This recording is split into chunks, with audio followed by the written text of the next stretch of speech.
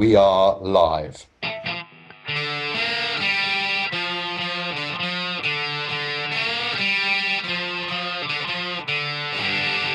Hello and welcome to another episode of Founder Hacks, our podcast where we share something we've seen, something we've read and something we've learned that has inspired the founders and entrepreneurs that we work with. Let me start by saying a massively cuddly welcome to Mr. Anthony Enright. Good morning. Thank you for the Good cuddle. morning. That's all right. And an equally affectionate snog of a welcome to Mr. Alex Moore. No snogging, no snogging. Pat on the back. Pat on the back, Ben. Hello. Pat on the back. Hello, Ben. Very, Hello, very Anthony. manly. Pat on the back. Very Manly manly. pat on the back. No snogging, no kissing, no kissing. Well, guys, thank you as ever for being with us on this on our podcast. I think it's up to me to start today. So I've seen something and I'd like to share if you'll both like to hear it. Yes, please. I would. Okay. So it's really interesting. This past couple of weeks, I've seen an organisation take some external advice, but do it really well. And it really made me thoughtful because what they've done is they've invited sort of external people to give them some challenge, give them support, look at what they're doing. And what's really struck me is they've done it with so little ego. So obviously most businesses have a lot in place already when they go out and get external advice. If you're getting the point of paying somebody to come in and look at you, clearly you've got something there for them to look at often. And I have seen many organizations, what they do is they ask someone to come in and look at what they're doing, maybe in marketing, maybe in sales, in some area of the business. And then what they do is they become incredibly defensive of what they're already doing. So they're paying someone to come in and tell them what they could do differently, but their response to that person is say, no, but what we've got is great. And I get it. It's kind of understandable. You do have ego about your business and you do think you're doing things in the right way. But what's really struck me is the value these people are getting out of that external advice simply by not having a lot of ego around what they're currently doing, I think is really inspirational. So I throw it out to you both. How have you found that experience of getting external advice, and how do you stop yourself perhaps from having too much ego to really listen and milk the value of that advice? Mr. Enright, you seem like you might have something to say on this one. I do have something to say on this one. You're absolutely right. I do. I think it's as big as saying that it's the difference between success and failure within your business, from my experience. Wow. I think it's as big as that. My own experience is that when I was quite young when I had my first business. I was in my early 20s, and there was the attitude was very much, I can't ask for anybody else's help, or I don't need anybody else's help. This is about me and my success and my failure, and not about anybody else. And I kind of lived with that for quite some time, for at least 8 or 9 years, and had an inconsistent business. I had a 1 year phenomenal, next year not so great, following year awesome, the year after that poor. And then there was the penny drop moment. There was just that absolute penny drop moment I think somebody turned around to me and said, why do you feel you have to do it all yourself? And as soon as that, call it ego or maybe insecurity, or I don't know, some kind of driver that was just misplaced, huge difference as soon as I started allowing people into my business and started advising me. And, I've shared with you in the past, some of those advisors, were very difficult individuals. I didn't always pick the right advisors, but the impact they had, whether they had initially a positive or negative impact, the impact they had on me and the rest of the team, to actually really open ourselves up, drop that ego, listen to what others were saying, and ultimately take on board advisors, partners, consultants, coaches, if you like, who were better at those things than I was or the team was. And from that point, all of a sudden, my business started to have value, and that's where it led to a successful exit. So for me, it's absolutely the difference between success and failure. I get it's difficult to bring people in, but as soon as you're able to acknowledge, and again, just from my personal experience, as soon as you're able to acknowledge that you don't have to do it all yourself, that there are people better at certain things than you are, work to your strengths, bring somebody in who can work to your weaknesses, huge impact. Very good. Mr. Moore, anything to add? Because you're doing a lot of this yourself, aren't you? You're a chairman of almost everything. It's funny. I mean, going into businesses and being the outsider, it's quite funny. It can be quite difficult because, I was used to being the boss of the businesses, and then I have to kind of retool a bit. And it is a different experience, and it is. I've had some negative experiences in the past, and I've had some very positive experiences in the past. And being a consultant is a weird thing, or being a sort of paid person to come in and help on a part-time basis when you're not in there the whole time is a weird thing. And I love this story of yours, Ben, that to see it done well and without the ego, parking the ego, and seeing the effect that has on the business is fantastic. But to me, I'm coming from a slightly different experience share. How using consultants I've found is, parking the ego and then bringing people in for bite-sized little projects. It's the 80-20 rule. When somebody first comes, you get a huge amount of input, and that sort of trails off, and they're not so useful in 6 months or a year. So I found what I like to do is have people come in, give them a specific bite-sized little project to do, and people will come in, they'll do it really, really well, and then I say goodbye. And then I find the next person and the next person. And as my business grew, the levels of these people got better and better and better. And they came in, they helped us fix something or sort something out, shared their skills with the team. The team jumped up, and then bang, okay, we don't need this person anymore, and on we go. And it was a very nice relationship. It wasn't like we were firing the consultant. It was all defined up front. Here, we want you in for approximately this long to do this job and do it well. And then I want you to be really proud of the job at the end of it. And then I want you to put it on your website as a project. And it's something that's worked really, really well. And I think the key thing, Ben, is what you said, is leaving the ego. Like, right, we're going to hire these people in. Everyone listen to this person.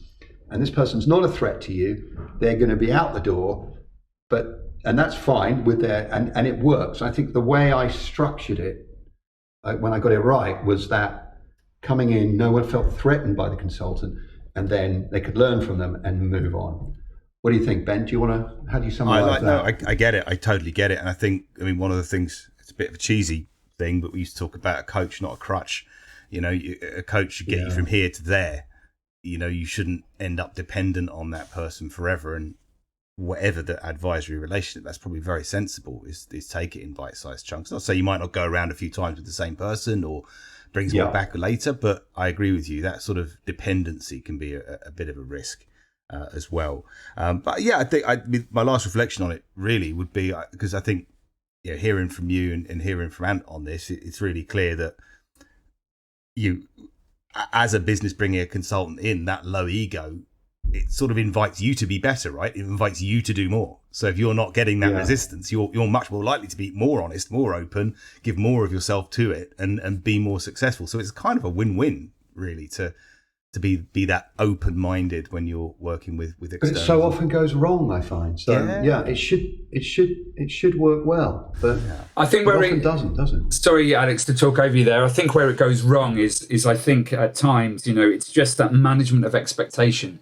In your description there, Alex, you made it very clear. There's a very clear sort of idea from your perspective and your teams as to what this individual is here to do. And as long as that's communicated to the third party, the consultant, the advisor, whomever is coming in, I think that's where I've seen, it fall down, is not really both parties not being very clear as to what the overall outcomes, objectives, and the way in which we want to work. And I think that's essential to the success, because I agree, I see a lot of it, and I've had it myself where, you bring in people and they haven't quite landed. And upon reflection, it's because there wasn't enough upfront work done to confirm, to really hone in on what the expectations are and the rules around it. Wonderful. Well, thank you both. I thought that was more juicy than I was expecting in terms of what it got from you both. That's great. But I think Alex has read something he would like to share with us next. So Alex, over to you. Yeah, I think if you listen to this podcast a bit, you'll know that Anthony likes to talk about Sunday Times once in a while, and I like to talk about The Economist, which I've read. I think I've been a subscriber since my mid-20s. Actually, love it. That's my little weekend ritual to read it through. And there was just a great article about, I thought it was very upbeat. I'm feeling quite upbeat about the world at the moment. And it was talking, although much of the world is is closed for business and the lights are off. There was an article about COVID, the fact, yes, it does spread exponentially. But remember, it was talking about the vaccines and the various measures in place, the lockdowns. The point of the article was, remember that it will go away exponentially too. It's just how the laws of maths work. And it just made me think, the businesses right now, a lot of them that I'm connected to are unable to trade. But the ones that are keeping the momentum going, the ones that are getting everything ready to flip the lights back on quickly and get going, what Ben called the greyhound in the trap earlier when we were talking. I think they're the ones that are going to do really, really well. And there's a business that the three of us are connected to, which will remain nameless. And I think we're doing a good job of that. The management team's doing a great job of getting everything ready in the background, all the systems and processes and strategy work done, so that when things get better and when they get better quickly, we can react quickly. So positive. It's not all doom and gloom out there. What do you think, guys? Who wants to get their teeth into this one first? Yeah, I'll go. Okay. Yeah, I was speaking to somebody last week, and his reaction was about the whole COVID and lockdown is that it's a very human experience and it's a very human reaction. It's very personal. And I'm reminding of a saying of my grandmother. Whenever I would sit with my grandmother and have a problem, and she'd say to me, Anthony, this soon too will pass, right? This soon too will pass. And funny enough, it was actually quoted in the Sunday Times magazine. And at the weekend, and then I spoke to my mum about it, and my mum, tells me it quite often. And it's a moment in time, isn't it? It's a moment in history at the moment. And as leaders, as founders, we've spoken about this on the podcast many times, is that we have to be the ones with the energy. We have to be the ones getting, right, okay, we may be where we are now, but this will pass. It will go away exponentially too. In a year's time, you'll be looking back going, God, that was tough, but actually we're in a completely different place now. So as leaders, it's absolutely vital that if you're feeling a bit negative, that isn't passed on to the team. There is that pressure to be positive and to get ready. Get ready. I'm sure we discussed it last week that, there's this moment again now.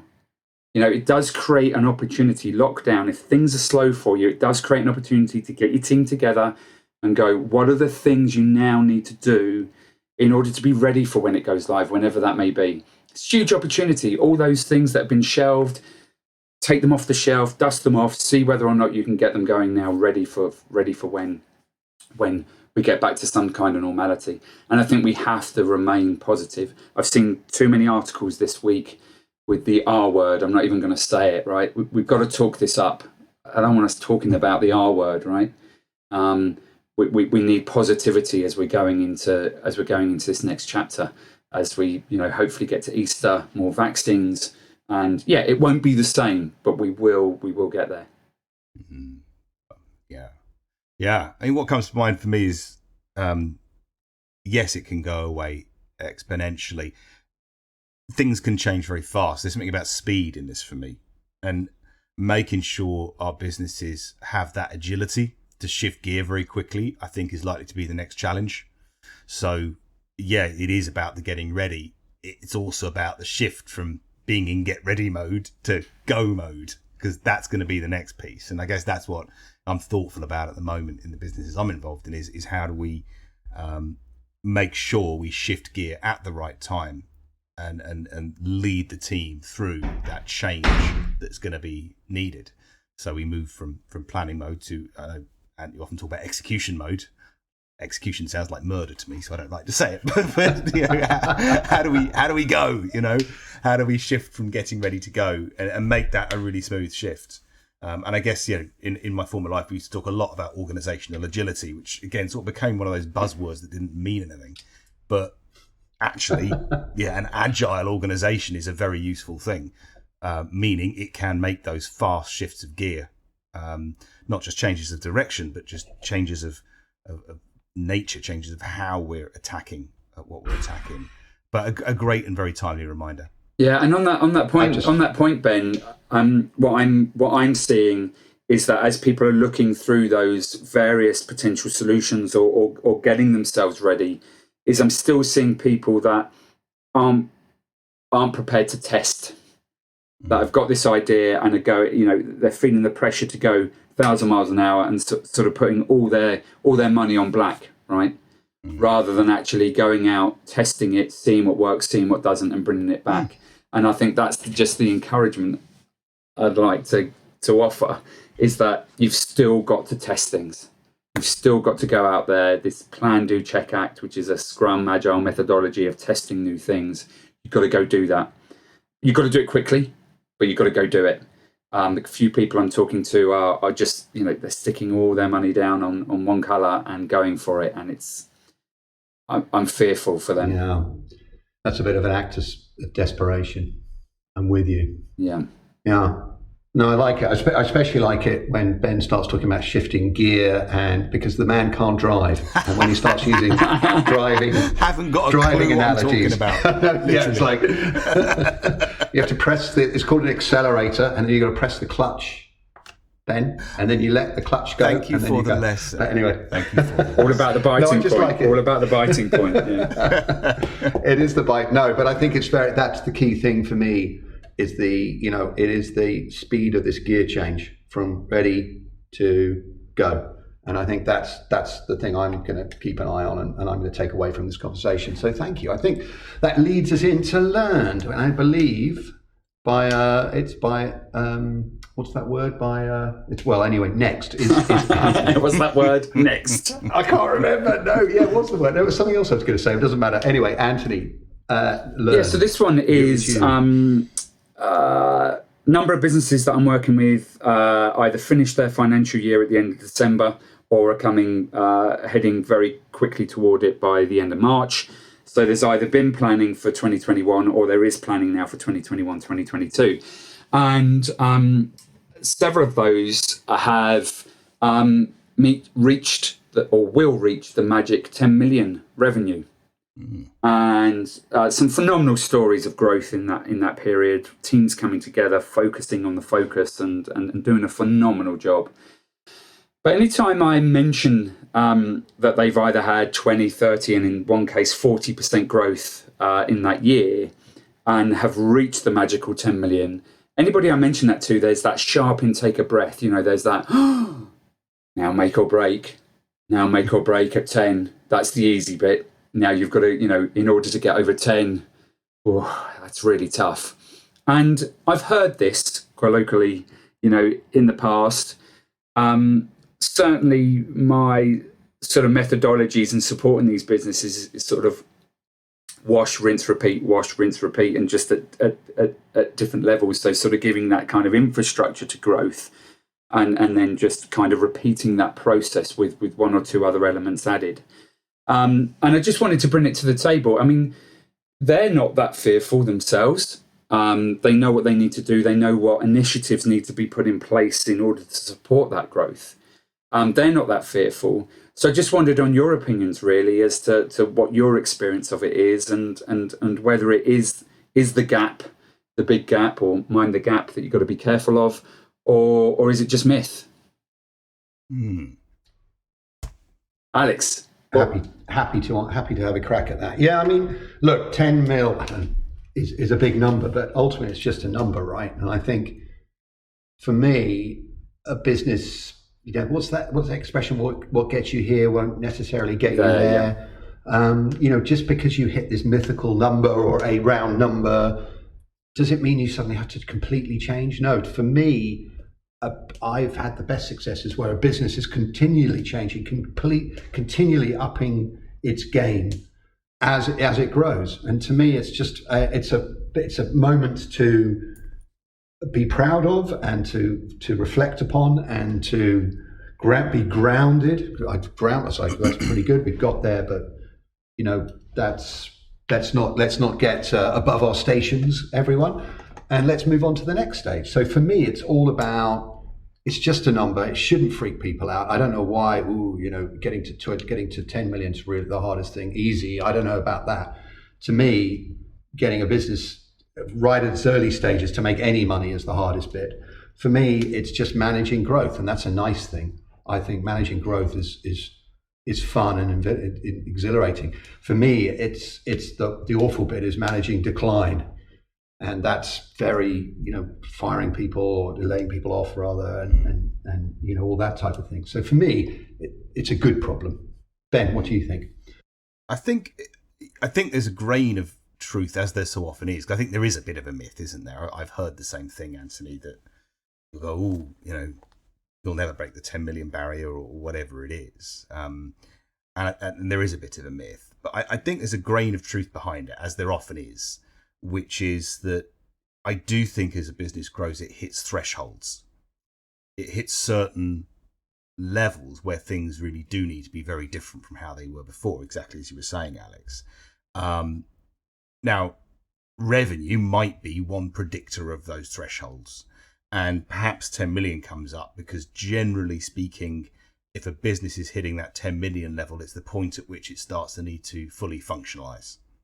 So it's when you can no longer really have one dialogue in the company. You've got to break that down, and that often can be a very difficult transition to make from all decision making authority being concentrated in one or just a very few individuals to then having to be inevitably distributed amongst a much larger group of people. So I think there is a grain of truth that these thresholds occur. However, I think it's a lot more complex than just a revenue number, actually.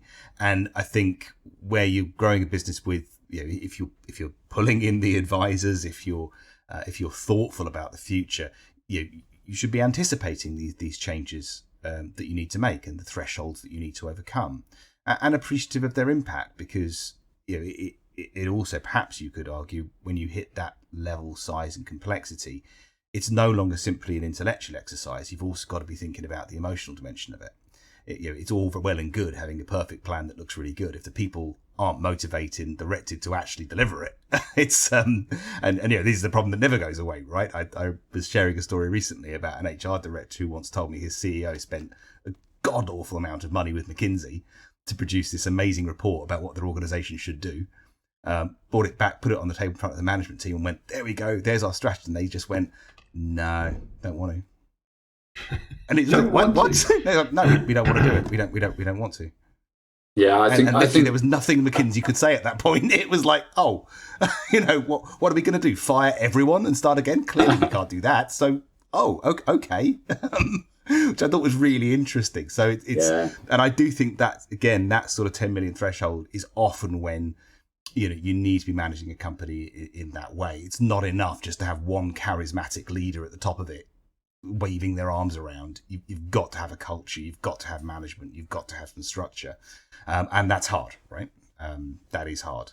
Yeah, and I hear what you're saying, and I also take on board Alex's point on, it's just a number, but it's actually what's underneath that. And I think certainly my experience has been, the sooner you can start to bring the people on the journey with you, and it's not just about the leader. And if you can do it at a smaller point and just it sort of evolve as you go, and that's what I was sort of saying about, sort of the rinse and repeat kind of analogy, is that the earlier you can bring the people on the journey, your people on the journey with you, and have them as part of the decision-making process and align around that, the far easier it is. And I guess to your point, Ben, maybe, there are a lot of leaders out there that have kind of been able to drag their businesses without that to around the sort of 10 million mark. And then it's about, wow, we've got to get serious. Mm-hmm. Yeah, I mean, to me, guys, it's the number for me. It's not the revenue number, it's the number of employees. And Ben, you touched upon it. I think this thing, when you get over 200, Malcolm Gladwell talks about it, it ceases, the human brain ceases to be able to create the relationships that they used to. and a business can feel to kind of fall apart a bit. And to me, that number of employees is a far more important number to keep an eye on than a revenue number. And I think maybe this 10 million does trigger an uptick in the number of staff you need. But to me, the 200 is I saw a real change in one of my businesses that grew to that size, and it wasn't the friendly family anymore. And we just had to allow that. Anyway, sorry. No, it's equally true. I just wanted to add that bit in. Yeah, the same is true at person 13, famously, particularly if you're in a management team. If you've got a business, you get to person 13, you can no longer have a single conversation. You have to break that team apart, and no matter what. So even frequently when you have businesses that get to a lot of people, you have a succession of teams. What happens is those teams start to get above 13 people. You can't function as a team, according to some of the research, and you have to start to break it down. And that inevitably leads to internal competition. It leads to people feeling their toes are being trod on, that their turf is being encroached on, all that lovely stuff, which then becomes the leader's job to manage. Another one to add to the list. Yeah, absolutely. That long list. Very good. Well, on that note, gentlemen, I believe we are at time. So another fabulous conversation. What have we learned today? Well, if you're working with external advisors, it's very important to contract clearly. And then when you bring them in, try to work with them with low ego, not defensively. You'll get the best out of them. Make sure they're a coach, not a crutch. But can you bring the right advisors in at the right time, and can that supercharge your business? We know that COVID has been a challenge for every business across the world. Are you now that greyhound in the trap? This too shall pass. So can you get ready, and can you shift gear quickly, even if they are the gears on a bicycle, Mr. Moore, and get ready to go and move fast? And finally, your business will confront thresholds. It might be to do with a revenue level. It might be to do with a number of people. But those thresholds will come along and require transformational change in your business and to be very different.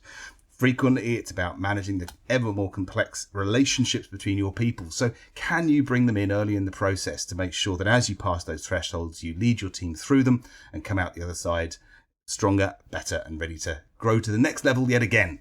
So a brief summary, I hope captures some of what we've discussed today. It remains to say, as ever, a massive thank you to Mr. Anthony Enright. Thank you, Ben. Thank you, Alex. And an equally massive thank you to Mr. Alex Moore. Thank you, gentlemen, and thanks for listening. Remember, Founder Hacks is not only this podcast, it is also a blog. If you would like your Founder Hacks written down, you can subscribe at atomics.co.uk. Equally, if you have any stories to share, if any of our Founder Hacks have given you cause for inspiration or making a change in your business that has helped you move forwards, please do let us know. Drop us a line at hello@atomics.co.uk.